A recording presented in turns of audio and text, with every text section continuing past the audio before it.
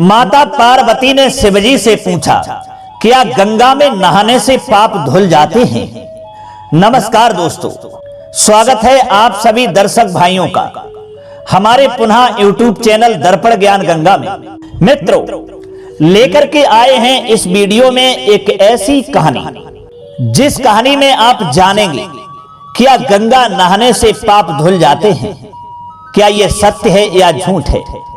मित्रों, आपने देखा होगा अधिकतर लोग, अधिकतर मानव बड़ी से बड़ी संख्या में गंगा स्नान करने के लिए जाते हैं, गंगा स्नान करते हैं। वो विचार करते हैं कि गंगा में नहाने से सारे पाप धुल जाएंगे। क्या यही सत्यता है या फिर झूठ है? मित्रों, आपसे निवेदन करूं, जरा विचार करिए, चिंतन करिए। पूरी जिंदगी पाप करते रहो, पूरी जिंदगी पाप कमाते रहो और फिर गंगा स्नान करने के लिए जाओ और गंगा में नहाओ और फिर कहो कि मेरे आज सारे पाप धुल गए।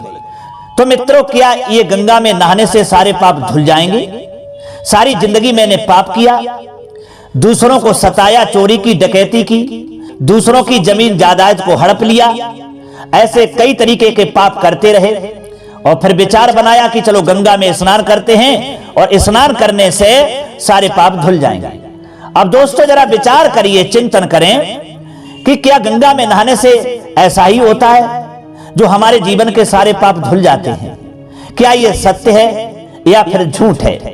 तो मित्रों, जानेंगे इस कहानी के माध्यम से कि गंगा में स्नान करने से हकीकत में पाप धुल जाते हैं या नहीं धुलते हैं।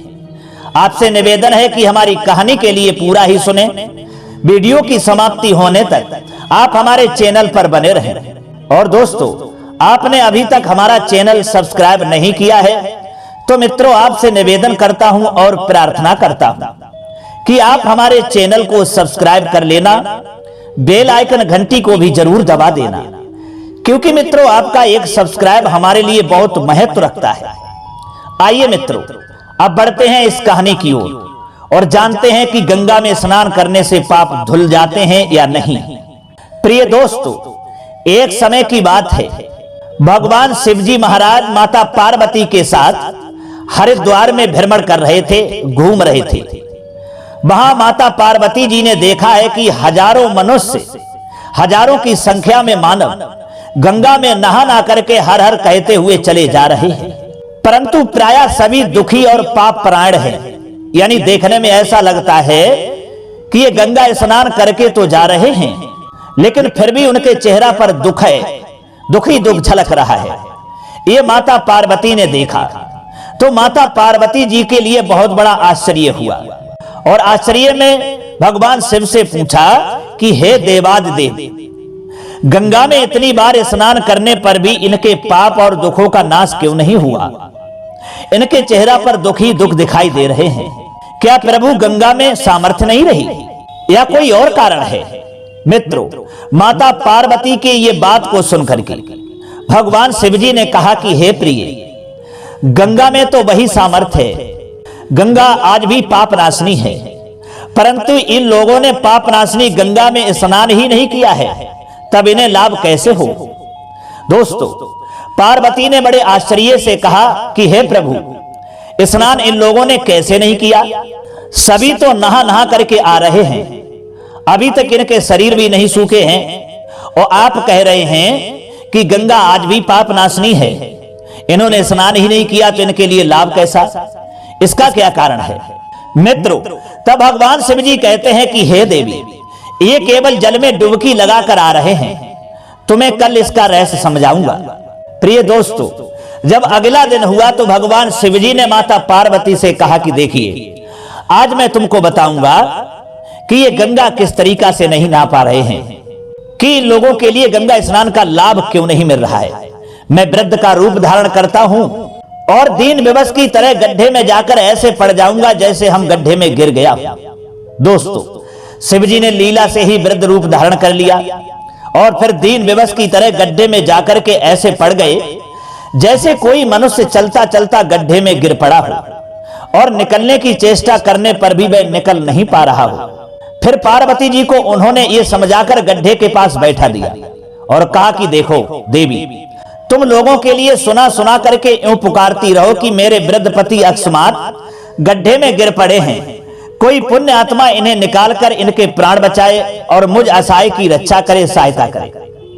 दोस्तों, शिवजी ने ये और समझा दिया कि एक बात और सुनिए देवी, कि जब कोई गड्ढे में से मुझे निकालने को तैयार हो तब इतना और कह देना कि भाई मेरे पति सर्वथा निष्पाप हैं, इन्हें वही छुए जो स्वयं निष्पाप हो। यदि आप निष्पाप हैं तभी इनको हाथ लगाना, और नहीं तो हाथ लगाते ही मेरे पति के वे भस्म हो जाएगा। दोस्तों, वही हुआ।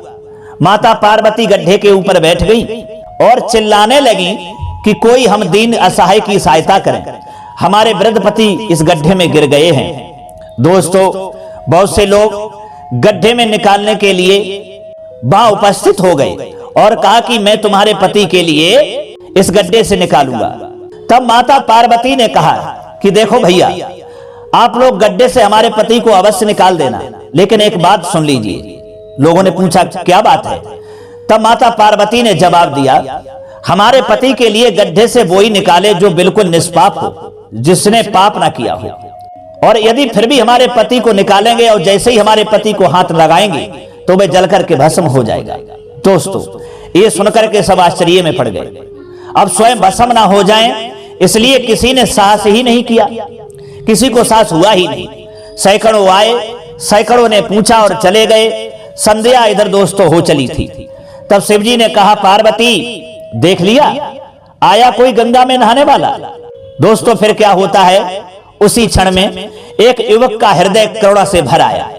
उसने शिवजी को निकालने की तैयारी की। माता पार्वती ने रोक करके कहा कि देखो भैया, यदि तुम सर्वथा निष्पाप नहीं हो तभी मेरे पति को छूना और निकालना, और नहीं तो आप हमारे पति को छूते ही जल करके भस्म हो जाओगे। मित्रों, उसने बिना किसी संकोच के दृढ़ निश्चय के साथ पार्वती जी से कहा कि हे माता, मेरे निष्पाप होने में तुम्हें क्या संदेश होता है? देखती नहीं हो मैं अभी गंगा नहा करके आया हूं। भला गंगा में गोता लगाने के बाद भी कोई पापी रह जाता है या किसी का पाप रहता है? तुम्हारे पति के लिए मैं निकालता हूं, मुझे कुछ नहीं होगा, और अगर होगा भी तो मुझे भस्म हो जाने दो। दोस्तों, इतना कह करके उसने भगवान शिव के लिए जो वृद्ध का रूप धारण किए हुए थे उनके लिए बाहर निकाला, और माता पार्वती के साथ में शिवजी वहां से चल देते हैं और थोड़ी दूर चल करके फिर अंतर्ध्यान हो गए, और अंतर्ध्यान होकर के फिर वहां के मानवों को देखने लगे। तब माता पार्वती ने समझाया कि यही एक भक्त था, इसके अंदर भाव था, श्रद्धा थी, इसलिए बिना संकोच के निकालने के लिए तैयार हो गया। इसलिए पार्वती शंका ना करे, गंगा जी आज भी पाप नाशनी है और उसी का कल्याण होता है, उसी के पाप धुलते हैं, उसी के पाप कटते हैं। जिन लोगों के अंदर श्रद्धा होती है, विश्वास होता है और भाव होता है, उन्हीं के पाप धुल जाते हैं। दोस्तों, इतना सुनने के बाद में माता पार्वती को सब पता चल जाता है और फिर प्रसन्न प्रसन्न वहां हरिद्वार में घूमने लगते हैं। तो मित्रों, इस कहानी से हमें ये शिक्षा मिलती है कि जो लोग बिना श्रद्धा और विश्वास के केवल दंभ के लिए गंगा स्नान करते हैं, उन्हें वास्तविक फल नहीं मिलता। परंतु इसका यह मतलब नहीं कि गंगा स्नान व्यर्थ जाता है। विश्वास के साथ किए गए गंगा स्नान का फल अवश्य मिलता है, और उस फल के लिए कोई रोक नहीं सकता है। इसलिए कहते हैं कि भवानी शंकरौ बंधे श्रद्धा विश्वास रूपिणौ, याभ्याम बिना न पश्यन्ति सिद्धा स्वांतः स्थिमेश्वरम्। तो दोस्तों, गंगा आज भी पाप नाशनी है, आज भी पापियों के पाप को धुलती हैं, लेकिन विश्वास होना चाहिए, श्रद्धा होनी चाहिए और भाव होना चाहिए, तभी उनका कल्याण होता है। यही कहानी हमारे लिए ये शिक्षा देती है। तो दोस्तों, कैसी लगी हमारी ये कहानी? अगर ये कहानी आपके लिए अच्छी लगी है, पसंद आई है, तो कमेंट बॉक्स में जरूर बताना। हो सके तो अपने मित्रों के लिए भी शेयर करना। अब क्षमा चाहते हैं, फिर मुलाकात होगी अगली वीडियो में किसी और नई चर्चा में। तब तक के लिए सब्सक्राइबर बंधुओं एवं दर्शक भाइयों के लिए राधे कृष्णा, ओम नमः शिवाय।